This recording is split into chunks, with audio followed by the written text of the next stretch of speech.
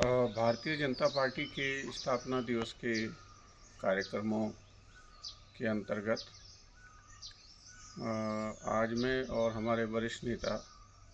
सुशील बहुगुणा जी पटुली में रात्रि विश्राम किया और जितने भी कार्यक्रम थे 5 जो करणीय कार्य हमको दिए गए थे उनको संपन्न किया। उसके साथ में क्योंकि कल श्री हनुमान जयंती थी, हमारे प्रखर पंडित श्री बहुगुणा जी के साथ और नरेंद्र पंवार जी जो यहाँ के बहुत ही श्रेष्ठ समाज सेवक हैं, उनके साथ रात को श्री सुंदरकांड का पाठ किया। और आप ही देख रहे होंगे कि आप चारों तरफ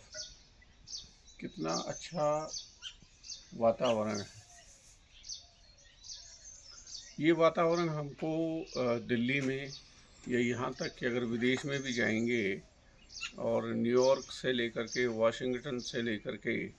जापान से लेकर के इतना अच्छा वातावरण कहीं दूसरी जगह मिल नहीं सकता है। जहाँ के लोगों को सर्व सुख संपन्न होना चाहिए था, जहाँ हमको सबसे अधिक ध्यान देना चाहिए था, आज जो विषय है दुख का, क्योंकि मैं उत्तराखंड राज्य आंदोलन को आरंभ करवाने वाला एक छोटा सा गिलहरी जैसा सेवक रहा हूँ। गांव जो खाली हो रहे हैं और हम वहाँ रोज़गार का सृजन नहीं कर पा रहे हैं, वो हमारे लिए सबसे बड़ी चिंता का विषय है। आज सबसे बड़ी आवश्यकता सबसे पहले शुद्ध वायु की, शुद्ध जल की है, शुद्ध अन्न की है। और आप देख रहे होंगे यहाँ की जलवायु, बल्कि हमको तो मैंने माननीय मुख्यमंत्री पुष्कर सिंह धामी जी से भी निवेदन किया था कि हमको यहाँ के ये जो हमारी सबसे अमूल्य निधि है कि बिना शुद्ध वायु के हम जीवित नहीं रह सकते हैं, तो हमको तो इनको जो है पर्यटन के क्षेत्र में हम इसको अगर ऑक्सीजन बैंक के रूप में इन गाँवों को अगर हम कर सकें,